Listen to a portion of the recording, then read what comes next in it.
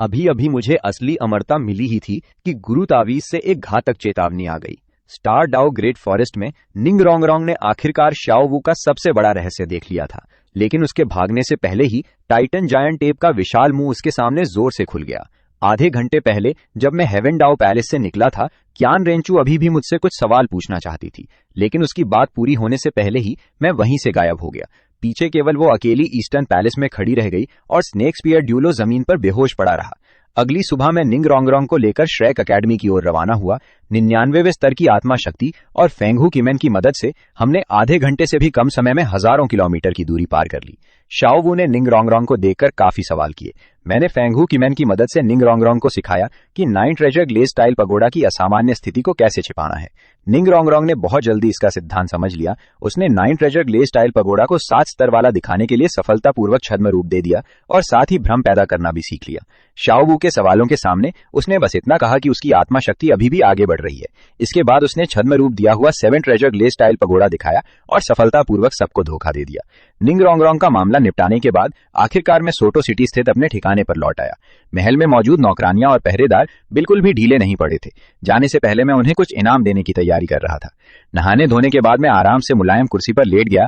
एक तरफ नौकरानी मेरे शरीर की मालिश कर रही थी और दूसरी तरफ मैं इस बार मिले शिष्य स्वीकार पुरस्कार को देखने लगा। दूसरा पुरस्कार था कस्टमाइज्ड दिव्य परीक्षा। तीसरा पुरस्कार था 50 लाख साल पुरानी अनुकूलित सेट आत्मा हड्डियां। तीनों पुरस्कार मुझे चाहिए थे। जो चीज मैं खुद इस्तेमाल नहीं कर सकता था, उससे भी मैं अपने शिष्यों को मजबूत कर सकता था, लेकिन सिस्टम मुझे केवल एक पुरस्कार चुनने की अनुमति देता था। कस्टमाइज्ड दिव्य परीक्षा काफी आकर्षक थी। इससे मैं शायद सृष्टिकर्ता देव की परीक्षा तक आजमा सकता था। 50 लाख साल पुरानी आत्मा हड्डियां भी मेरी ताकत बढ़ा सकती थी, लेकिन उन्हें नए शिष्यों को देकर मजबूत करना आखिरकार इस बार के पुरस्कार को अगली बार के पुरस्कार के बदले इस्तेमाल करने जैसा ही होता। सिस्टम जाहिर तौर पर ऐसी खामी नहीं छोड़ने वाला था। अंत में मैंने 12 तावीज चुन लिए, क्योंकि अगली बार उच्च स्तरीय शिष्य स्वीकार पुरस्कार में कस्टमाइज्ड दिव्य परीक्षा मिलने की संभावना बहुत अधिक थी। बैल वाला तावीज गर्म था। मैं स्वाभाविक रूप से सबसे उपयोगी 3 तावीज चुनना चाहता था। पहला था बैल तावीज। मैंने उसे अपनी छाती पर दबा दिया। तावीज के शरीर में प्रवेश करते ही हड्डियों की गहराई से एक भयानक ताकत फूट पड़ी। पूरे शरीर की मांसपेशियां तेजी से फूलने लगी। मेरा शरीर देखते ही देखते एक विशाल मांस के पहाड़ जैसा बनने लगा। मैंने नीचे देखा और मेरे दिमाग में केवल एक ही विचार आया, बहुत बदसूरत है। मैंने तुरंत फेंगहू किमेन चलाया और साथ ही 6 ट्रेजरी इमोर्टल थीफ को सक्रिय कर दिया। शरीर पर अपना नियंत्रण चरम स्तर तक बढ़ा दिया। 3 सेकंड बाद मेरा शरीर फिर से सामान्य हो गया। ऊपर से मैं अभी भी एक साधारण युवक जैसा दिख रहा था, लेकिन भयानक ताकत त्वचा के नीचे पूरी तरह दब चुकी थी और किसी भी समय फट सकती थी।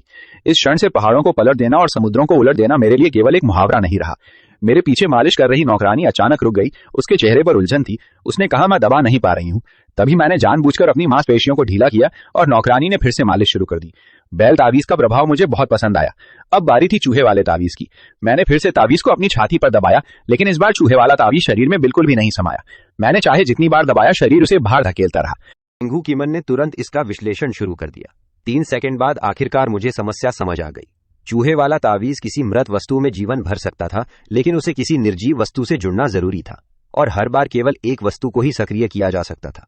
एक बार तावीज उस जीवित की गई वस्तु से अलग हो जाए तो उसका जीवन भी समाप्त हो जाएगा। अगर कोई जबरदस्ती तावीज का बाहरी खोल नष्ट कर दे तो उसकी शक्ति नोबल रैट में स्थानांतरित हो जाएगी। लेकिन ड्यूलो कॉन्टिनेंट में ऐसा चूहा मौजूद है या नहीं, उसे ढूंढना और नियंत्रित करना संभव होगा या नहीं, ये सब अभी अज्ञात था। मैंने मूल रूप से सोचा था कि कारीगरों से अमर जड़ी बूटियों की मूर्तियां बनवाकर उनमें चूहे वाले तावीज से जीवन भर दूं। अगर ये तरीका सफल होता तो अमर जड़ी बूटियों का बड़े पैमाने पर उत्पादन किया जा सकता था। लेकिन अब ऐसा लग रहा था कि मैंने ये योजना बहुत जल्दी बना ली थी। बाकी थोड़े अफसोस के साथ उसे रख दिया। इसके बाद मैंने आखिरी तावीज उठाया, कुत्ते वाला तावीज। यही वो चीज थी जिसकी मुझे सबसे ज्यादा परवाह थी। जब कुत्ते वाला तावीज मेरे शरीर में समा गया, न तो मेरी मांसपेशियां फूली, न कोई ताकत फटी और न ही मुझे जरा भी दर्द हुआ, लेकिन मेरे जीवन का अस्तित्व ही नियमों के स्तर पर पूरी तरह स्थिर हो गया। मैंने आंखें बंद करके ध्यान से महसूस किया। बहुत जल्दी मैंने एक बात निश्चित कर ली, मैं मर नहीं सकता था। ये 6 ट्रेजर इमोर्टल थीफ की तरह उम्र बढ़ने को धीमा करने वाली क्षमता नहीं थी। ये असली पूर्ण अमरता थी। चाहे मुझे सूरज में फेंककर जला दिया जाए, जब तक कुत्ते वाले तावीज की शक्ति मौजूद रहेगी, मेरा जीवन समाप्त नहीं होगा। मैंने धीरे धीरे आंखें खोली। मेरे चेहरे की मुस्कान को रोकना मुश्किल था और तभी मैंने एक महत्वपूर्ण फैसला किया। पहले ताकत की परीक्षा बाद में करेंगे, अभी आराम करते हैं। सेंट सोल विलेज से श्रेक अकेडमी, फिर हेवन डाउ सिटी और उसके बाद क्यान रेंचू को शिष्य बनाना, मैं लगातार घूमता रहा था। दूसरी दुनिया में आने से पहले मेरा सबसे बड़ा सपना था कि किसी तरह 50 लाख जीत जाऊं और फिर आराम से जिंदगी बिताऊं। अब मेरे पास लिमिट डूलू की ताकत, अमर शरीर और पहाड़ों को पलट देने जैसी शक्ति थी। फिर भी मेरी जिंदगी नौकरी करने से भी ज्यादा व्यस्त हो गई थी। अगर शिष्य बनाकर मजबूत होने का मतलब यही था तो इसका फायदा क्या? मैं सीधे मुलायम सोफे पर फैल गया, बगल में मौजूद नौकरानी की तरफ हाथ बढ़ाया। हु ताओ नाम की नौकरानी ने आज्ञाकारी ढंग से फल उठाकर मेरे मुंह तक पहुंचा दिया। इस तरह आराम करते करते अगली दोपहर हो गई और जब मैं जिंदगी का आनंद ले रहा था, पिछली रात हेवन डाओ पैलेस की ईस्टर्न पैलेस में क्यान रेंचू अभी भी अध्ययन कक्ष में खड़ी थी। वो अपनी हथेली में मौजूद गुरु तावीज को देख रही थी और उसके दिमाग में 6 ट्रेजरी इमॉर्टल थीफ की जानकारी लगातार घूम रही थी। ये ऐसी साधना पद्धति थी जिसने डुलू की पूरी व्यवस्था को उलट दिया था और आज तक उसे अविश्वसनीय लग रही थी। लेकिन क्यान रेंचू ने तुरंत साधना शुरू नहीं की। उसने पहले अपने विश्वास पात्रों को आदेश देकर पूरे क्षेत्र में सुरक्षा कड़ी करवाई और यह सुनिश्चित किया कि उसकी पहचान उजागर नहीं हुई है। इसके बाद उसने एक उपचार आत्मा संत को बुलाकर स्नेक्सपियर ड्यूलू को होश में लाने का आदेश दिया। स्नेक्सपियर ड्यूलू ने आंखें खोली। मेरे बारे में उसका मूल्यांकन केवल 2 शब्दों में था, बहुत मजबूत। क्यान रेंचू के सवालों के जवाब में उसने अपना अनुमान बताया, कम से कम 95वें स्तर से ऊपर, और संभव है कि वो सुपर ड्यूलू की सीमा तक भी पहुंच चुका हो, क्योंकि मैंने शुरू से अंत तक मार्शल सोल तक जारी नहीं किया था। सिर्फ शरीर की ताकत और अजीब पहचान के सहारे मैंने 92वें स्तर के उसे एक चाल भी चलने का मौका नहीं दिया था। लेकिन वे किसी भी तरह ये नहीं सोच सकते थे कि मेरी असली ताकत वास्तव में 99वें स्तर की लिमिट डुलू थी। क्यान रेंचू ने आगे सवाल नहीं किया। उसने एक गुप्त आदेश पत्र का इस्तेमाल किया और उसी नाइट मार्शल सोल सिटी के मुख्य मंदिर की ओर लौट गई। पूरे रास्ते के दोनों ओर स्वर्गदूतों की पत्थर की मूर्तियां खड़ी थी। क्यान रेंचू गलियारे के अंत में बने पत्थर के दरवाजे के सामने पहुंची। पहचान की पुष्टि होने के बाद भारी पत्थर का दरवाजा धीरे धीरे खुला। मार्शल हॉल के ग्रैंड कॉन्सिग्रेशन क्यान दाओलियो आखिरकार दरवाजे के पीछे से बाहर आए। ये 99वें स्तर का लिमिट डुलू बिल्कुल भी बूढ़ा नहीं दिखता था। काले लंबे बाल साधारण भूरे वस्त्रों के पीछे बिखरे हुए थे और उसके सुंदर चेहरे पर वेयर साफ दिखाई दे रही थी। लेकिन अपनी पोती को देखते ही वो वेयर तुरंत स्नेह में बदल गई। क्यान रेंचू ने खुद उसके लिए चाय बनाई। जब गर्म चाय से भाप उठने लगी तब उसने पूछा कि वो रातों रात वापस क्यों आई। क्यान रेंचू ने बिना किसी भूमिका के सीधे बता दिया कि पिछली रात एक अजनबी टाइटल डुलू ने जबरदस्ती उसे अपना शिष्य बना लिया था। चाय का कमरा अचानक शांत हो गया। क्यान दाओलियो की आंखों में ठंडी चमक आ गई। मेज पर रखी चाय भी जोर जोर से कांपने लगी। जब उसे पता चला कि स्नेक्सपियर डुलू ने हमला किया था लेकिन केवल 3 सेकंड में हार गया, तब उसका चेहरा और गंभीर हो गया। लेकिन इसके बाद जो बात सामने आई वो और भी खतरनाक थी। मैं न केवल ईस्टर्न पैलेस में घुसा था बल्कि उसकी पहचान और उसके देश पर कब्जा करने की योजना के बारे में भी जानता था। क्यान दाओलियो के मन में ना मुझे मारने का, वो इस छिपे हुए खतरे को खत्म करने का रास्ता सोचने लगा। लेकिन क्यान रेंचू ने तुरंत उसे रोक दिया, क्योंकि उसकी योजना उजागर नहीं हुई थी और न ही उसका मिशन असफल हुआ था। आखिरकार उसने सच में कहा कि वो हार गई थी। ये बात सुनते ही क्यान दाओलियो पूरी तरह अपना संयम खो बैठा। पहचान का उजागर होना या स्नेक्सपियर ड्यूलो की हार कोई बड़ी बात नहीं थी। यहां तक कि अगर मार्शल सोल हॉल नष्ट भी हो जाए तो उसे दोबारा खड़ा करने का उसे पूरा विश्वास था। लेकिन उसकी पोती का भविष्य वो सीमा थी जिसे क्यान दाओलियो कभी स्वीकार नहीं कर सकता था। क्यान परिवार की सारी उम्मीदें क्यान रेंचू पर टिकी थी। वो चाहता था कि उसकी पोती एंजल गॉड बने। निंग फोंगजी का वो नाम मात्र का गुरु था। क्यान दाओलियो ने उसे कभी गंभीरता से नहीं लिया, क्योंकि वो केवल उसके भेष का हिस्सा था। लेकिन अगर क्यान रेंचू ने सच में मुझे अपना गुरु मान लिया तो वो मेरे मार्ग को अपना सकती थी। यहां तक कि उसका एंजल गॉड ट्रायल भी प्रभावित हो सकता था। अपनी प्यारी पोती को उसने अभी ठीक से सिखाना शुरू भी नहीं किया था कि अचानक एक और गुरु सामने आ गया। क्यान दाओलियो आखिरकार कठोर शब्द नहीं बोल सका। उसने केवल उससे पूछा कि वो वास्तव में मुझे गुरु क्यों मानती है। क्यान रेंचू सीधे अपने दादाजी के सामने गई और अपनी उंगली उनके माथे पर रख दी। पहली बार कोशिश करने पर कोई प्रतिक्रिया नहीं हुई। पूरी साधना पद्धति को दूसरी बार किसी और को नहीं सिखाया जा सकता था। क्यान रेंचू ने तुरंत दूसरा तरीका अपनाया। उसने दोनों तकनीकों का परिचय देने का फैसला किया। उसने दोबारा अपनी उंगली क्यान दाओलियो के माथे पर रखी। फिर वो ठंडे भाव से अपनी जगह बैठ गई और बोली, यही वजह है। अगले ही पल 6 ट्रेजरी इमॉर्टल थीफ और डबल क्वांग शाओ की जानकारी एक साथ क्यान दाओलियो के दिमाग में फट पड़ी। ये साधारण सोल स्किल्स नहीं थी, ये 2 ऐसी संपूर्ण साधना प्रणालियां थी जिनकी शक्ति भयावह थी। 6 ट्रेजरी इमॉर्टल थीफ शरीर के 6 अंगों को आधार बनाकर सभी चीजों के सार को सोल पावर और जीवन शक्ति में बदल सकता था। ये कोशिकाओं को लगातार चरम अवस्था में बनाए रख सकता था, उम्र बढ़ने को धीमा कर सकता था और यहाँ तक कि अमरता के करीब पहुंच सकता। वहीं डबल क्वांग शाओ आत्मा के मूल स्रोत को छू सकता था। ये यादों को पढ़ सकता था और किसी की समझ तथा सोच को बदल या मिटा सकता था, और ये बदलाव स्थायी होता था। पीछे कोई निशान भी नहीं रहता था। क्यान दाओलियो कुर्सी पर पूरी तरह जड़ हो गया। उसने पूरे 153 साल तक साधना की थी, सोल स्कॉलर से लेकर 99वें स्तर के लिमिट डुलू तक। वो हमेशा मानता था कि 99वां स्तर ही अंतिम सीमा है। इसके आगे बढ़ना केवल देवताओं के लिए संभव है। लेकिन डिवाइन ट्रायल की शक्ति उसके हाथ में नहीं थी। पूरी जिंदगी वो केवल देवताओं के सिंहासन के सामने खड़े एक द्वारपाल की भूमिका निभा सकता था। क्यान दाओलियो ने इस अंत को 100 साल पहले ही स्वीकार कर लिया था। लेकिन 6 ट्रेजरी इमॉर्टल थीफ के सामने वो पुराना घाव फिर से खुल गया। अगर अनंत जीवन पाया जा सकता है तो उसे डिवाइन ट्रायल का इंतजार क्यों करना चाहिए। वो इतने वर्षों से लिमिट डुलू की सीमा पर अटका हुआ था। इसमें प्रतिभा की कमी का कारण जरूर था, लेकिन इससे भी बड़ा कारण इंसान की सीमित उम्र थी। अगर अगले 100 साल में वो टुलपा नहीं कर सकता तो 1000 साल तक साधना करेगा। अगर 100वां स्तर देवताओं के बराबर नहीं हो सकता तो 150वें स्तर तक जाएगा, यहां तक कि 200वें स्तर तक जाएगा। जब तक उसके पास देवता को मारने की ताकत है तब तक कौन कह सकता है कि वो देवता नहीं है। ये विचार आते ही उसे दबाना असंभव हो गया। क्यान दाओलियो की सोल पावर अचानक नियंत्रण से बाहर हो गई। 99वें स्तर का भयानक दबाव पूरे चाय के कमरे में फैल गया। हवा अचानक 10 गुना भारी हो गई। क्यान रेंचू का चेहरा पीला पड़ गया, लेकिन वो फिर भी सीधे खड़ी रही। उसने अपने दादाजी की आंखों में जो देखा वो ना तो ग्रैंड कॉन्सिक्रेशन की व्यार थी और ना ही दादा का स्नेह। वो एक ऐसी इच्छा थी जिसे छिपाया नहीं जा सकता था। ये उस मरते हुए व्यक्ति की स्वाभाविक इच्छा थी जिसे अचानक जीवित रहने का रास्ता दिखाई दे गया हो। 10 सेकंड बाद कियान दाओलियो ने आखिरकार अपना दबाव वापस ले लिया। अब वो पूरी तरह समझ चुका था। कियान रेंचू ने शुरुआत में मजबूरी में गुरु को स्वीकार किया था, लेकिन ये 2-8 जादुई तकनीकें उसके लिए बहुत बड़ा अवसर बन चुकी थी। कियान रेंचू ने 6 ट्रेजरी इमॉर्टल थीफ इसलिए चुना था ताकि वो अपनी चरम अवस्था को बनाए रख सके और अनंत जीवन के सहारे ऊंचे स्तर तक पहुंचने की कोशिश कर सके। जहां तक डबल क्वांगशाओ की बात थी, भविष्य में उसे पाने का मौका शायद फिर भी मिल सकता था। कियान दाओलियो जोर से हंसा। आखिर वो कियान परिवार की पोती थी, लेकिन उसने ये भी देख लिया कि इन संपूर्ण साधना पद्धतियों को दूसरों तक पहुंचाने की सीमा मौजूद थी। अगर वो कियान दाओलियो की जगह होता तो वो भी इन्हें आसानी से फैलने नहीं देता। उसने बहुत जल्दी एक फैसला कर लिया। मार्शल सोल हॉल को मेरे साथ बिल्कुल भी दुश्मनी नहीं करनी चाहिए। कियान रेंचू को पूरी गंभीरता से शिष्य होने की जिम्मेदारी निभानी होगी। जहां तक 6 ट्रेजरी इमॉर्टल थीफ का सवाल था, कियान दाओलियो अपनी पोती से सीधे इसकी मांग नहीं करेगा। उसे केवल मेरा रवैया समझना था। अगर मैं सिखाने के लिए तैयार हुआ तो कियान दाओलियो किसी भी बराबर की कीमत देकर इसे हासिल कर सकता था। साथ ही ये बात बीबी डोंग से पूरी तरह छिपानी होगी। अगर बीबी डोंग को इन क्षमताओं के बारे में पता चल गया तो वो इन्हें हासिल करने के लिए किसी भी हद तक जा सकती थी। इसके अलावा संभव है कि बीबी डोंग पहले ही राक्षसा गॉड के संपर्क में आ चुकी हो और उसकी मानसिक स्थिति पर बुरी शक्ति का प्रभाव पड़ चुका हो। अगर उसे मेरे अस्तित्व के बारे में पता चला तो स्थिति पूरी तरह नियंत्रण से बाहर हो सकती। बातचीत खत्म होने के बाद कियान रेंचू ने अपनी हथेली में मौजूद गुरु तावीज निकाल लिया। कियान दाओलियो ने उसे लेकर ध्यान से जांच की। उसे इसमें ना तो सोल पावर महसूस हुई और ना ही मानसिक शक्ति। ये किसी नियम के स्तर पर बने निशान जैसा लग रहा था। ऐसी तकनीक उसने पहले कभी नहीं देखी थी। इससे उसकी मेरे प्रति जिज्ञासा और बढ़ गई। अंत में कियान दाओलियो ने कियान रेंचू से कहा कि वो मुझे संदेश भेजकर मार्शल सोल सिटी आने का निमंत्रण दे। वहां मैं टाइटल डूलू के औपचारिक अभिषेक समारोह में शामिल होऊंगा। ये मार्शल हॉल की तरफ से सद्भावना का संकेत भी था। दादा पोती की पूरी बातचीत मुझसे छिपाने की कोई जरूरत नहीं थी। इसमें कियान दाओलियो का 6 ट्रेजरी इमॉर्टल थीफ सीखने का इरादा और मार्शल हॉल का मेरे प्रति वास्तविक रवैया भी शामिल था, क्योंकि मैं कियान रेंचू की पहचान चुका था और हेवन डाओ पेरिस में बिना किसी बाधा के आ जा सकता था। पीठ पीछे छोटी छोटी चालें चलना केवल दोनों पक्षों के रिश्ते को खराब करेगा। इसलिए मेरे खुद सच्चाई पता लगाने का इंतजार करने के बजाय शुरुआत से ही अपने सभी पत्ते सामने रखना बेहतर था। कई बार सच्चाई और ईमानदारी चालाकी से ज्यादा प्रभावी होती है। उधर दूसरी तरफ मैं मूल रूप से तावीजों की शक्ति का परीक्षण करने वाला था, लेकिन हर बार सोचता रहा कि थोड़ी देर और आराम कर लेता हूं। इस तरह टालते टालते तीसरे दिन की दोपहर हो गई। तभी अचानक मेरे दिमाग में एक खतरनाक तरंग पहुंची। ये वही घातक चेतावनी थी जो मैंने अपने शिष्यों के लिए छोड़े गए गुरु तावीज में रखी थी। केवल तभी यह अपने आप सक्रिय होता था जब तावीज रखने वाला व्यक्ति जानलेवा खतरे में पड़ता था। सिस्टम के शिष्य स्वीकार मिशन की वजह से मैं सामान्य दिनों में सचमुच थोड़ा आलसी था, लेकिन जब मैंने इन लोगों को अपना शिष्य स्वीकार किया था तो मैं वास्तव में उन्हें पूरी तरह नजरअंदाज नहीं कर सकता था। हर शिष्य को कम से कम 1-8 जादुई तकनीक सिखाई थी और सुरक्षा के लिए एक गुरु तावीज भी छोड़ा था। जब किसी शिष्य को जानलेवा खतरा होता तो मैं स्वाभाविक रूप से दबंग तरीके से उसकी मदद करने पहुंचता। निंग रोंगरोंग और कियान रेंचू को दिए गए गुरु तावीज न केवल सक्रिय रूप से मदद मांग सकते थे, बल्कि अपने धारक के जीवन पर आए संकट को भी अपने आप महसूस कर सकते थे। मुझे लगा था कि ये क्षमता शायद कभी इस्तेमाल नहीं होगी, लेकिन अब मेरे सामने स्थिति बिल्कुल अलग थी। मेरे शिष्यों में से एक सचमुच मुसीबत में था। मैंने तुरंत भौहें सिकोड़ ली। मेरा शरीर वहीं से गायब हो गया।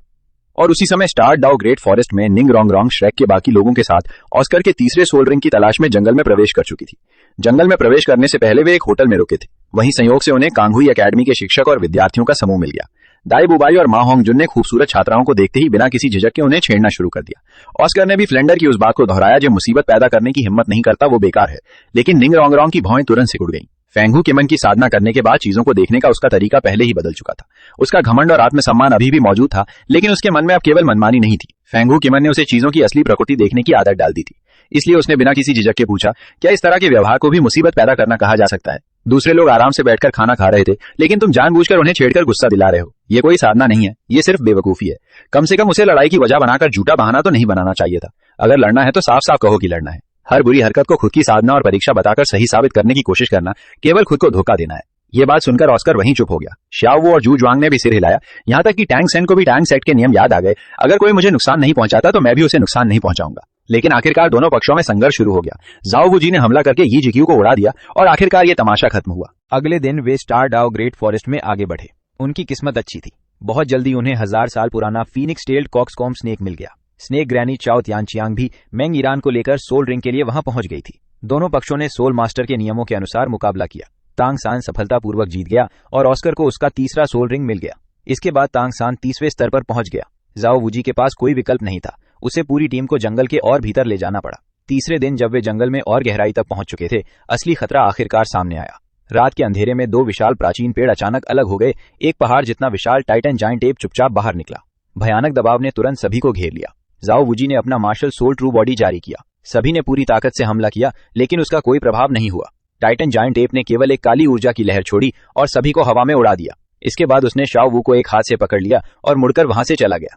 निंग रोंगरोंग जमीन पर गिर गई। उसने अपनी आंखों के सामने शाओ वू को ले जाते हुए देखा। उसकी पहली प्रतिक्रिया थी मुझसे मदद मांगना। वो अपनी दोस्त को मरते हुए नहीं देखना चाहती थी। सफेद गुरु तावीज पहले ही उसकी हथेली में था, बस उसमें सोल पावर डालने से वो मुझसे मदद मांग सकती थी। लेकिन जाओ वूजी और टांग सान की बात सुनने के बाद निंग रोंगरोंग अचानक झिझक गई। टाइटन जायंट एप जंगल का पूर्ण राक्षस था। सिर्फ एक ऊर्जा की लहर ने जाओ वूजी को बिना किसी प्रतिरोध के उड़ा दिया था। समान स्तर के सोल बीस्ट इंसानी सोल मास्टर से कहीं ज्यादा शक्तिशाली होते थे। अगर ये टाइटन जायंट एप उसके गुरु के समान स्तर का हुआ तो मुझे बुलाने का मतलब क्या होगा? क्या मैं उसे बेकार में मौत के मुंह में भेज दूंगी? दोस्त और गुरु के बीच निंग रोंगरोंग अंततः अपने गुरु की जिंदगी को ज्यादा महत्व देने लगी। उसने चुपचाप गुरु ताबीज को कसकर पकड़ लिया और अपना हाथ पीठ के पीछे छिपा लिया। लेकिन टांग सान की आंखें पहले ही खून की तरह लाल हो चुकी थी। जाओ वूजी और बाकी सभी भी निराशा में डूब गए। उनके दिमाग में एकमात्र उम्मीद वही रह गई थी, निंग रोंगरोंग का रहस्यमय गुरु। टांग सान ने भर्राई हुई आवाज में मदद मांगने को कहा। जाओ वूजी की आंखों में भी उम्मीद थी। निंग रोंगरोंग ने सबकी निगाहों को देखा। उसके पास झूठ बोलने के अलावा कोई रास्ता नहीं था। उसने कहा कि पिछली बार गुरु को बुलाना उसके जीवन को बचाने का एकमात्र मौका था और अब वो दोबारा इस्तेमाल नहीं किया जा सकता। टांग सान ने बार बार उससे मदद मांगने की विनती की, लेकिन उसके जवाब में कोई बदलाव नहीं आया। उसकी आंखों में मौजूद उम्मीद पूरी तरह बुझ गई। उसकी जगह एक दृढ़ निश्चय ने ले ली। टांग सान ने ऑस्कर से एक मशरूम सॉसेज मांगा। वो अकेले टाइटन जायंट टेप का पीछा करने के लिए तैयार हो गया। मशरूम सॉसेज खाने के बाद उसकी पीठ से एक जोड़ी पारदर्शी पंख निकल आए। टांग सान सीधे आसमान में उड़ गया। निंग रोंगरोंग वहीं खड़ी उसे तेजी से दूर जाते हुए देखती रही। उसके दिल में अपराध बोध बढ़ता गया। अंततः उसने भी शाओ वू को ढूंढने में साथ जाने का फैसला कर लिया। उसका शरीर एक धुंधली परछाई में बदल गया और वो जंगल के भीतर तेजी से दौड़ पड़ी। टांग सान की मशरूम सॉसेज का प्रभाव केवल 1 मिनट तक रहता था। 3000 मीटर उड़ने के बाद उसका प्रभाव समाप्त हो गया। उन्हें एक पेड़ के पास रुककर अपनी ताकत वापस लानी पड़ी। लेकिन निंग रोंगरोंग लगातार तेज होती गई। वो लगातार कीमेन के चारों चक्रों को बदलती रही और खुद को हमेशा जीवित रहने वाले स्थान पर बनाए रखा। वो टाइटन जायंट टेप के छोड़े हुए निशानों का पीछा करते हुए जंगल की सबसे गहराई तक पहुंचती गई। पता नहीं कितना समय बीत गया। अचानक सामने की ऊर्जा में बदलाव आया। निंग रोंगरोंग ने तुरंत अपनी पूरी सोल पावर छिपा ली। फिर फैंग हो कीमेन की मदद से उसने अपनी उपस्थिति भी छिपा ली। आखिरकार वो शाओ वू की स्थिति का पता लगाने में सफल हो गई। वो घनी झाड़ियों में बैठ गई और शाखाओं के बीच से सामने देखने लगी। अगले ही पल उसका पूरा शरीर वहीं जम गया। पहाड़ जैसा विशाल टाइटन जायंट एप इस समय जमीन पर बेहद आज्ञाकारी ढंग से पड़ा था। उसकी लालटेन जैसी बड़ी पीली आंखें नीचे झुकी हुई थी और उसके सामने शाओ वू बिल्कुल सुरक्षित खड़ी थी। उसे जरा भी चोट नहीं लगी थी, बल्कि वो टाइटन जायंट एप से बेहद अपनापन दिखाते हुए उसे अर्मिंग कह रही थी। वो अर्मिंग को डांट रही थी कि उसे अचानक सामने नहीं आना चाहिए था, क्योंकि टांग सान और उसके साथी निश्चित रूप से उसके लिए चिंतित होंगे। अगली बार अगर उसे उसकी मौजूदगी महसूस हो तो उसे पहले दूर से स्थिति देखनी चाहिए। उसे कभी भी उसके दोस्तों को नुकसान नहीं पहुंचाना चाहिए। टाइटन जायंट टेप ने उसकी बात सुनकर एक गलती करने वाले बच्चे की तरह सिर हिला दिया। निंग रोंगरोंग ने अपना मुंह कसकर ढक लिया। उसे बिल्कुल भी आवाज करने की हिम्मत नहीं हुई। जंगल का ये राजा शाओ वू की बात समझ सकता था और शाओ वू को देखने वाली उसकी आंखों में गहरा अपनापन और आज्ञाकारिता थी। इसके बाद शाओ वू ने फिर पूछा, दा मिंग अब कैसा है? संतोषजनक जवाब मिलने के बाद उसने तुरंत अपना तीसरा सोल रिंग बनाने का फैसला किया। इसके बाद वो जल्द से जल्द अपने साथियों के पास लौटना चाहती थी। टाइटन जायंट टेप ने धीमी गर्जना की। 1000 मीटर के दायरे में मौजूद सभी सोल बीस्ट डर के मारे तेजी से भागने लगे। शाओ वू उसके सामने पद्मासन में बैठ गई। उसकी आंखें धीरे धीरे लाल होने लगी। उसके पैरों के नीचे 2 पीले सोल रिंग्स उठे। उसकी पीठ के पीछे एक विशाल सफेद खरगोश की छाया धीरे धीरे दिखाई देने लगी। लाल रोशनी चारों तरफ फैलने लगी। अनगिनत बैंगनी प्रकाश बिंदु तेजी से इकट्ठा होने लगे। अंततः वे 1000 साल पुराने सोल रिंग में बदल गए और अपने आप शाओ वू के शरीर में समा गए। उसने किसी सोल बीस्ट का शिकार तक नहीं किया था, फिर भी उसने हवा में ही अपना सोल रिंग बना लिया। निंग रोंगरोंग की आंखें अविश्वास से फैल गईं। बचपन से सीखी हुई सोल मास्टर की सारी सामान्य समझ इसी पल पूरी तरह टूट गई। सोल रिंग को निश्चित रूप से जब तक शाओ वू इंसान ही नहीं थी। निंग रोंगरोंग को अचानक अपने पिता से बचपन में सुनी हुई एक कहानी याद आई। 10,000 साल पुराने सोल बीस्ट इंसान का रूप धारण कर सकते थे, लेकिन वे सबसे ज्यादा टाइटल दूलुओं से डरते थे, क्योंकि टाइटल दूलुओं के स्तर पर पहुंचने वाला व्यक्ति एक नजर में उनकी असली पहचान सकता था। एक भयानक जवाब धीरे धीरे निंग रोंगरोंग के दिमाग में उभरने लगा। शाओ वू 10,000 साल पुरानी सोल बीस्ट थी जिसने इंसान का रूप धारण किया था। भयंकर सदमा और डर उसके ऊपर हावी हो गया। वो अनजाने में पीछे हट गई। उसके पैरों के नीचे कुछ सूखी टहनियां टूट गईं। एक साफ आवाज जंगल में गूंज उठी। उसी क्षण टाइटन जायंट टेप ने अचानक अपना सिर घुमाना। उसकी 2 लाल आंखें घनी झाड़ियों को भेदती हुई निंग रोंगरोंग पर टिक गईं। अगले ही सेकंड जमीन जोरदार धमाके के साथ फट गई। टाइटन जायंट टेप 1000 टन के गोले की तरह सीधे निंग रोंगरोंग के सामने आ गिरा। पहाड़ जैसा विशाल शरीर पूरे आसमान को ढक रहा था। उसका विशाल मुंह धीरे धीरे खुला। अंदर 2 कतारों में सफेद और बेहद तेज दांत चमक रहे थे। शाओ वू घबराकर जोर से चिल्लाई, नहीं, लेकिन अब सब कुछ बहुत देर हो चुका था। टाइटन जायंट टेप ने आसमान हिला देने वाली गर्जना की। ये कोई सोल स्किल भी नहीं थी, सिर्फ उसकी साधारण गर्जना थी। लेकिन 10,000 साल पुराने सोल बीस्ट की वो आवाज भी अदृश्य विशाल हथौड़े की तरह निंग रोंगरोंग पर आ गिरी। उसके कानों के पर्दों में तुरंत तेज दर्द उठा। उसका पूरा शरीर हवा में उछल गया। उसकी आंखों के सामने का दृश्य घूमने और धुंधला होने लगा। वो विशाल चेहरा और वो रक्त रंजित विशाल मुंह उसकी आंखों की पुतलियों में लगातार घूमता हुआ दिखाई दे रहा था। 10,000 साल पुराने टाइटन जायंट एप को मैंने एक लात मारकर सैकड़ों मीटर दूर उड़ा दिया, लेकिन मेरी शिष्या निंग रोंगरोंग ने हाथ में आने वाली 10,000 साल पुरानी सोल बोन को छोड़कर शाओ वू की जान बचाने के लिए अपनी जान तक दांव पर लगा दी। जब तक मैंने उसे नहीं बताया कि शाओ वू को असली शिकार समझने वाला इंसान कभी मैं था ही नहीं, अभी अभी टाइटन जायंट एप ने अपना विशाल खून से भरा मुंह खोला और निंग रोंग रोंग की तरफ एक जोरदार गर्जना की। उसने कोई सोल स्किल तक इस्तेमाल नहीं किया, केवल एक गर्जना से बनी हवा की लहर किसी अदृश्य दीवार की तरह निंग रोंग रोंग से जोर से टकराई। निंग रोंग रोंग के कानों के पर्दे फटने जैसे हो गए और उसकी नजर भी तेजी से डगमगाने लगी। वो भयानक चेहरा लगातार बड़ा होता जा रहा था। मौत का डर पल भर में उसके पूरे शरीर पर छा गया। लेकिन ठीक जब उसकी चेतना खत्म होने वाली थी तभी उसे एक जानी पहचानी आवाज सुनाई दी। आमतौर पर गुरु के सामने बड़ी बड़ी बातें करती हो, लेकिन असली खतरा आते ही तुम्हें अपने गुरु पर इतना भी भरोसा नहीं। अगले ही पल में शून्य से एक कदम बाहर निकला और निंग रोंग रोंग के सामने स्थिर होकर उतर गया। वो केवल मेरा चेहरा देख पाई और फिर उसकी आंखें पलट गईं और वो बेहोश हो गई। मैंने नीचे झुककर उसकी जांच की। उसकी सांसें सामान्य थी और शरीर पर कोई चोट भी नहीं थी। वो केवल डर के कारण बेहोश हुई थी। जब मैंने सिर उठाया तो मेरे सामने एक काला पहाड़ खड़ा था। टाइटन जायंट एप की कंधे तक की ऊंचाई 7-8 मीटर थी। उसकी दोनों भुजाएं विशाल बांस की तरह मोटी थी। लालटेन जैसे पीले विशाल नेत्र इस समय हैरानी से मुझे घूर रहे थे और 100 मीटर दूर शाओ वो अपना मुंह ढके वहीं खड़ी थी। उसकी आंखों में पूरा सदमा था। यार मिंग ने निंग रोंग रोंग को भी देख लिया था, इसलिए वो अपनी गर्जना से उसे डराकर भगाना चाहता था। जहां तक मेरे अचानक यहां पहुंचने की बात थी, इसके लिए मुझे उस गुरु तावीज का धन्यवाद करना चाहिए। गुरु तावीज केवल बाहरी खतरे की निगरानी नहीं करता था, बल्कि निंग रोंग रोंग के डर को भी महसूस कर सकता था। जब उसे सच में लगा कि उसकी मौत निश्चित है, तभी चेतावनी ने मुझे तुरंत यहां बुलाया। लेकिन यार मिंग की आंखों को साफ देखने के बाद आंखों में जरा भी हत्या का इरादा नहीं था। वहां केवल अपना रहस्य खुल जाने की घबराहट थी। लेकिन यार मिंग मेरे विचार नहीं जानता था। मुझे अचानक अपने सामने प्रकट होते देखकर उसकी बेचैनी और बढ़ गई। उसने मुंह खोला और फिर से मेरी तरफ गर्जना कर दी। भयंकर बदबूदार हवा मेरे सामने से टकराई और मेरे सारे बाल पीछे की तरफ उड़ गए। मैंने नाक के सामने हाथ हिलाते हुए घृणा से कहा, यह बड़ा गोरिल्ला कितने समय से साधना कर रहा है? 13 लाख साल की साधना के बाद उसकी बुद्धि इंसानों से कम नहीं थी। स्वाभाविक रूप से वो मेरा मजाक समझ गया। स्टार डाउ फॉरेस्ट के राजा के रूप में उसने कब ऐसा अपमान सहा था? एआर मिंग तुरंत गुस्से में आ गया। उसकी विशाल दाहिनी हथेली ऊंची उठी। वो आसमान से गिरते हुए काले पहाड़ जैसी दिखाई दे रही थी। हथेली की हवा अभी जमीन तक पहुंची भी नहीं थी कि आसपास की जमीन दरारों से भरने लगी। यह ऐसी हथेली थी जो विशाल पेड़ों को भी चूर चूर कर सकती थी। लेकिन उसके सामने मैं अपनी जगह पर बिल्कुल स्थिर खड़ा रहा। मैंने बस अपना बायां हाथ उठाया और 5 उंगलियां धीरे से खोल दी। मैंने तुरंत उसका जवाब नहीं दिया। इसके बजाय मैंने पीछे खड़ी निंग रोंग रोंग की तरफ देखा। गुरु ने इतना बड़ा मुक्का दिखाया है, शिष्या कैसे लेट कर सो सकती है?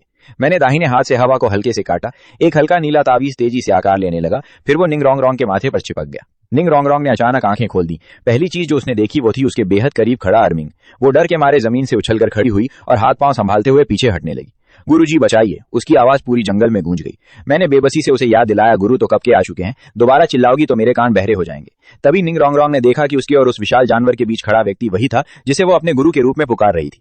मेरा शरीर टाइटन जायंट एप के सामने बहुत छोटा दिखाई दे रहा था, लेकिन उस विशाल हथेली को रोकने वाला मेरा बायां हाथ ऐसा स्थिर था जैसे उसने पूरे आसमान को थाम रखा हो। निंग रोंग रोंग अभी इस दृश्य से प्रभावित होने ही वाली थी कि उसे जाओ वूजी की चेतावनी याद आ गई। टाइटन जायंट एप जंगल का राजा था। निंग रोंग रोंग का चेहरा तुरंत सफेद पड़ गया। उसने जल्दी से मुझसे कहा कि मैं उसे लेकर भाग जाऊं। दूर खड़ी शाओ वू भी आखिरकार होश में आई। वो मेरी तरफ दौड़ते हुए बोली और उसने यार मिंग की असली साधना बता दी। ये कोई साधारण 10,000 साल पुराना सोल बीस्ट नहीं है, ये 13 लाख साल से साधना कर रहा टाइटन जायंट एप है। निंग रोंग रोंग ये सुनकर और भी निराश हो गई, लेकिन मैं आराम से अपने कान में उंगली डालकर उसे साफ करने लगा। फिर आधा चेहरा पीछे घुमाकर अपनी शिष्या की तरफ मुस्कुराया। प्यारी शिष्या, ध्यान से देखो, गुरु की अगली लात बहुत शानदार होने वाली। इतना कहते ही मेरे बाएं हाथ में अचानक कंपन हुआ। एक ऐसी प्रचंड प्रतिघात शक्ति यार मिंग की बाह के रास्ते पूरे शरीर में फैल गई जिसे रोकना असंभव था। उसका पहाड़ जैसा शरीर पीछे की ओर झुक गया। मैंने दौड़ने तक की जरूरत नहीं समझी, बस पैर की उंगली से जमीन को हल्का सा छुआ और पूरा शरीर हवा में उड़ गया। पलक झपकते ही मैं यार मिंग की छाती की ऊंचाई तक पहुंच गया। मेरी दाहिनी टांग सीधी हुई, कमर और कूल्हे तेजी से घूमे और मेरे पैर की ऊपरी सतह उसकी छाती के किनारे पर जोर से जा लगी। भयानक ताकत से बाहर निकलते ही हवा वहीं दबकर जोरदार ध्वनि के साथ फट गई। 2078 मीटर ऊंचा शरीर काली गेंद की तरह। मैंने फिर निंग रोंग रोंग की तरफ देखा तो मेरे चेहरे पर दोबारा मुस्कान आ गई। मैंने उसकी पेशानी पर हल्की सी चपत लगाई। यहीं रहकर ध्यान से देखो, अगली बार अपने गुरु को कम मत समझना। इसके बाद मेरा दाहिना पैर जमीन पर जोर से पड़ा। पैरों के नीचे की जमीन जाल की तरफ हट गई। मैंने स्पेस ट्रांसफर का इस्तेमाल नहीं किया, केवल शरीर से निकली गति के सहारे वहीं एक ध्वनि विस्फोट का घेरा बन गया। सैकड़ों मीटर दूर गहरी खाई में अरमिंग मुश्किल से अपना शरीर उठाने की कोशिश कर रहा था। अभी की एक लात ने उसकी कई पसलियां तोड़ दी थी और उसकी बाईं छाती भी गहराई तक धंस गई थी। अरमिंग ने अभी आधा शरीर उठाया ही था कि ऊपर से एक परछाई नीचे आ गिरी। मैंने उसके पीछे अपनी एक लात रख दी। भयानक ताकत उसके विशाल शरीर में उतर गई। अरमिंग दर्द से चीख उठा। उसने अभी शरीर उठाना शुरू ही किया था कि फिर से जमीन पर जा गिरा। नहीं, उसे मैंने सीधे जमीन के अंदर दबा दिया था। धूल का एक विशाल मशरूम जैसा बादल तुरंत उठ गया और सभी की नजरों को ढक लिया। निंग रोंग रोंग दूर से ये सब देख रही थी। आखिरकार उसके मुंह से केवल एक ही बात निकली, ये बहुत ज्यादा शानदार है। धीरे धीरे धूल छंटी। सामने एक विशाल गड्ढा दिखाई दिया। अरमिंग चारों पैर फैलाकर उसके बीच पड़ा था। उसका आधा सिर सूजकर विकृत हो चुका था। काला शरीर खून से भीग चुका था। केवल उसकी हल्की सांसें बता रही थी कि वो अभी जीवित था और मैं उसके सिर के ऊपर खड़ा था। मैंने अपने पैर की उंगली से उसके माथे पर 2 बार हल्का सा दबाया। फिर मैंने अपनी दाहिनी टांग दोबारा उठाई और उसे आखिरी सबक देने के लिए तैयार हुआ। लेकिन जैसे ही मेरा पैर नीचे आने वाला था, एक गुलाबी आकृति अचानक वहां आ पहुंची। शाओ वू मेरे और अरमिंग के बीच आकर खड़ी हो गई। उसका चेहरा पूरी तरह सफेद था और उसकी आवाज लगातार कांप रही थी। कृपया उसे और मत मारिए। मेरा पैर हवा में ही रुक गया। मैंने केवल शांत स्वर में उससे 3 शब्द पूछे। किस लिए? शाओवू मुंह खोलकर रह गई। उसके पास कोई जवाब नहीं था। मैंने धीरे धीरे अपना पैर वापस लिया और दोनों हाथ सीने के सामने बांध लिए। उसके 10,000 साल पुराने सोल बीस्ट होने की वजह से, या इसलिए कि निंग रोंग रोंग तुम्हें बचाने के लिए अर्मिंग के हाथों लगभग मर गई थी, या फिर इसलिए कि तुम्हारी पहचान सामने आ जाने के बाद भी तुमने अर्मिंग को रोंग रोंग पर हमला करने दिया। शाओवू तुरंत जोर जोर से सिर हिलाने लगी। अर्मिंग के मन में किसी को मारने का इरादा बिल्कुल नहीं था। वो केवल निंग रोंग रोंग को डराकर भगाना चाहता था। लेकिन मैंने उसकी बात का जवाब नहीं दिया। मैं बस चुपचाप उसे देखता रहा। ये चुप्पी सवाल करने से भी ज्यादा डरावनी थी। आखिरकार शाओवू ने अपनी सोल रिंग बना रही थी। अर्मिंग ने अचानक किसी को ने देखते हुए महसूस कर लिया था। सब कुछ बहुत तेजी से हुआ। जब उसने निंग रोंग रोंग को गिरते हुए देखा तो उसकी पहली प्रतिक्रिया उसकी चोट देखना नहीं थी, बल्कि उसे डर था कि उसकी पहचान। उसे डर था कि निंग रोंग रोंग अब उसे दोस्त नहीं मानेगी। उसे इससे भी ज्यादा डर था कि अगर तांग सान को सच्चाई पता चली तो वो उससे दूर हो जाएगा। वो उसके और दूसरे लोगों के बीच होने वाले विवादों में उसका साथ भी देती थी। रात के समय उसकी बातें ध्यान से सुनती थी। उसके गुरु की पहचान शायद छिपाई जा सकती थी, लेकिन ये साथ और चिंता झूठी नहीं हो सकती थी। निंग रोंग रोंग ने फिर फेंगू की मन चलाया और अभी अभी हुई पूरी घटना का दोबारा विश्लेषण किया। वास्तव में अर्मिंग ने केवल एक बार गर्जना की थी। उसने कोई सोल स्किल जारी नहीं की थी और न ही उसने अपनी हथेली से सच में हमला किया था। वो विशाल जानवर देखने में भले ही डरावना था, लेकिन शुरुआत से अंत तक उसमें हत्या का कोई इरादा नहीं था। ये बात समझ आने के बाद निंग रोंग रोंग शाओवू के पास गई। उसने धीरे से उसके कंधे पर हाथ रखा। फिर उसने खुद शाओवू की तरफ से दया की विनती की। अर्मिंग शाओवू के लिए बहुत महत्वपूर्ण है। अभी उसका व्यवहार ज्यादा एक रक्षा करने वाली स्वाभाविक प्रवृत्ति जैसा था। क्योंकि उसने मुझे सच में चोट नहीं पहुंचाई तो इसे यहीं खत्म कर देते। मैंने तुरंत हामी नहीं भरी। इसके बजाय मैंने नीचे पड़े अर्मिंग की तरफ देखा। उसे बुरी तरह पीटा जा चुका था और वो लगभग बेहोशी की हालत में था। लेकिन शाओवू के रोने की आवाज सुनते ही वो फिर भी अपना सिर घुमाने की पूरी कोशिश कर रहा था, ताकि ये सुनिश्चित कर सके कि शाओवू सुरक्षित है। मैंने अपनी नजर वापस उठाई। फिर अचानक निंग रोंग रोंग से एक सवाल पूछा। क्या तुम्हें पता है कि ये बड़ा गोरिल्ला आखिर कितने गोल्ड सोल कॉइंस के बराबर है? 13 लाख साल पुराना टाइटन जायंट एप शीर्ष स्तर के सोल बीस्ट में सबसे बड़ा राजा था। उसे मारने के बाद निश्चित रूप से सोल रिंग और सोल बोन पैदा होते। उसके पूरे शरीर की हड्डियां और खून भी हथियार बनाने के लिए सर्वोच्च स्तर की सामग्री थे। इनमें से केवल एक चीज मिल जाए तब भी अनगिनत सोल मास्टर पागल हो सकते थे। लेकिन ये सब कुछ नहीं था। मैंने फिर शाओवू की तरफ देखा। 10,000 साल पुरानी सॉफ्ट बोन रैबिट जो मानव रूप में बदल चुकी थी। उसकी वर्तमान ताकत अपनी मूल शक्ति के एक छोटे से हिस्से जितनी ही बची थी। उससे भी निश्चित रूप से सोल रिंग और सोल बोन मिलते। इस समय अर्मिंग अपनी लड़ने की क्षमता खो चुका था और शाओवू के बाद भी प्रतिरोध करने की शक्ति नहीं थी। पूरे महाद्वीप में इससे बेहतर मौका नहीं मिल सकता था। 10,000 साल पुराने सोल रिंग, 10,000 साल पुरानी सोल बोन, इनमें से कोई भी चीज बाहर ले जाई जाए तो शीर्ष स्तर का कोई भी संप्रदाय अपनी पूरी ताकत लेकर यहां आ सकता था। मैंने निंग रोंग रोंग की आंखों में देखते हुए फिर पूछा, क्या तुम सच में इन सभी चीजों को नहीं चाहती? निंग रोंग रोंग केवल 2 सेकंड चुप रही। फिर उसकी आंखों की स्पष्टता वापस आ गई। उसकी वर्तमान साधना बहुत कम थी। 10,000 साल पुराने सोल रिंग को वो बिल्कुल भी अवशोषित नहीं कर सकती थी। जहां तक उन 10,000 साल पुरानी सोल बोन की बात थी, अगर उन्हें पाने के लिए उसे अपने दोस्त की लाश पर पैर रखना पड़े। क्योंकि फेंगहू किमेन मन की स्थिरता पर जोर देता था। मन और स्थिति दोनों का संतुलन जरूरी था और विचारों का पूरी तरह साफ होना सबसे महत्वपूर्ण था। अगर वो खजाने के लिए अपनी दोस्त को मार देती तो अपराध बोध हमेशा उसके मन में एक अशुद्ध विचार बनकर रह जाता। भविष्य में हर बार जब वो किमेन का गठन करती, उसके मन में एक कमजोरी रह जाती, सिर्फ ऐसी 2 सोल बोन के लिए जिन्हें वो फिलहाल इस्तेमाल भी नहीं कर सकती थी। अपनी साधना की नींव को नष्ट करना किसी भी तरह फायदे का सौदा नहीं था। निंग रोंग रोंग की बात सुनने के बाद शाओवू ने अचानक सिर उठा लिया। उसकी लाल आंखों में फिर से आंसू भर आए। उसे बिल्कुल उम्मीद नहीं थी कि उसकी पहचान पूरी तरह उजागर होने के बाद भी निंग रोंग रोंग उसके लिए ऐसा करेगी। उसने बस धीरे से उसका हाथ थपथपा दिया। मैंने अपनी इस मूर्ख शिष्या को देखकर केवल एक बात कहकर उसे डांटा, नालायका, इतना अच्छा मौका भी नहीं पहचानती। किसी के पिता ने पहले ही अपने बेटे के लिए सब कुछ छोड़ रखा है। आज तुम नहीं लोगी तो बाद में ये किसी और की चीज बन जाएगी। मेरी बात सुनकर दोनों के चेहरे पर उलझन छा गई, लेकिन मैंने तुरंत कोई स्पष्टीकरण नहीं दिया। मैं एर्मिंग के सिर के ऊपर से नीचे उतर आया। शाओवू ने देखा कि मैंने हमला करना बंद कर दिया है तो उसने राहत की सांस ली, लेकिन अगले ही पल उसने देखा कि मैं धीरे धीरे उसकी तरफ बढ़ रहा हूँ। उसने फिर से अपनी स्कर्ट कसकर पकड़ ली। निंग रोंग भी तुरंत उसके सामने आकर खड़ी हो गई। वो किसी छोटे बच्चे की रक्षा करती हुई मुर्गी जैसी लग रही थी। दोनों की सतर्क मुद्रा देखकर मैंने बेबसी से दोनों हाथ फैला दिए। अभी मैं सिर्फ शाओवू को डरा रहा था। मैंने कभी उसे और एर्मिंग को मारने का इरादा नहीं किया। दोनों के चेहरे तुरंत बदल गए। शाओवू ने गड्ढे में पड़े एर्मिंग की तरफ देखा। उसका आधा चेहरा सूजकर विकृत हो चुका था। पता नहीं कितनी पसलियां टूट चुकी थी। वो खड़ा होने तक की स्थिति में नहीं था। एर्मिंग की चोटें देखने में भले ही डरावनी थी, लेकिन 10,000 साल पुराने सोल बीस्ट के लिए वे अभी जानलेवा नहीं थी। कुछ समय आराम करने के बाद वो धीरे धीरे ठीक हो सकता था। खतरा जैसे यहीं खत्म हो गया था। लेकिन निंग रोंग रोंग को अचानक मेरी कही बात याद आई। किसी के पिता ने पहले ही अपने बेटे के लिए सब कुछ छोड़ रखा है, इसका मतलब आखिर क्या था? शाओवू भी उलझन में मेरी तरफ देखने लगी। उसे हल्का सा एहसास हो रहा था कि इस बात का संबंध उससे बहुत गहरा था। मेरे सामने खड़ी दोनों लड़कियों में एक के चेहरे पर जिज्ञासा थी और दूसरी के चेहरे पर तनाव। उन्हें देखते हुए मेरे मन में अचानक एक विचार आया। मैंने मूल रूप से इतनी जल्दी शाओवू को शिष्य बनाने के बारे में नहीं सोचा था, लेकिन आज मैंने उसकी सारी ताकत का आधार तोड़ दिया था और फिर भी उसकी तथा एर्मिंग की जान बचा ली थी। ऐसे में पहले से एक बीज बो देना ठीक रहेगा। ये सोचकर मैंने अपनी आंखें थोड़ी सिकोड़ ली। निंग रोंग रोंग और शाओवू दोनों एक साथ स्तब्ध रह गई। उन्हें बिल्कुल समझ नहीं आया कि ये बात तांगसान तक कैसे पहुंच गई। मैंने सवाल करने का तरीका बदल दिया। तांगसान छिपे हुए हथियारों का इस्तेमाल करता था। वो खुद की बनाई हुई सोल स्किल्स भी जानता था और उसकी ताकत उसकी उम्र के दूसरे लोगों से बहुत ज्यादा थी। इसलिए उसका पिता भी एक सोल मास्टर होना चाहिए। लेकिन शाओवू के मन में अचानक बेचैनी पैदा हो गई। वो तांगसान के साथ रहने वाले सेंट सोल विलेज गई थी। वो केवल एक टूटा फूटा छोटा गांव था। तांगसान का घर भी बेहद गरीब था। उसका पिता हर दिन लोहे का काम करता, शराब पीता और देखने में एक साधारण लोहार जैसा ही लगता था। वो इतना शक्तिशाली सोल मास्टर कैसे हो सकता था? मैंने उसका खंडन नहीं किया। मैंने बस 3 उंगलियां उठाई और उनके सामने एक सवाल रखा। तांग सान का पिता आखिर कौन है? साधारण इंसान, साधारण सोल मास्टर या टाइटल डाउलुओ? जवाब लगभग उनके सामने ही था। निंग रोंगरोंग की आंखें तुरंत फैल गईं। तांग सान का पिता वास्तव में टाइटल डाउलुओ था और वो बहुत पहले ही शाओवू की पहचान चुका था। शाओवू का पूरा शरीर वहीं जम गया। वो इस जवाब पर बिल्कुल विश्वास नहीं कर पा रही थी।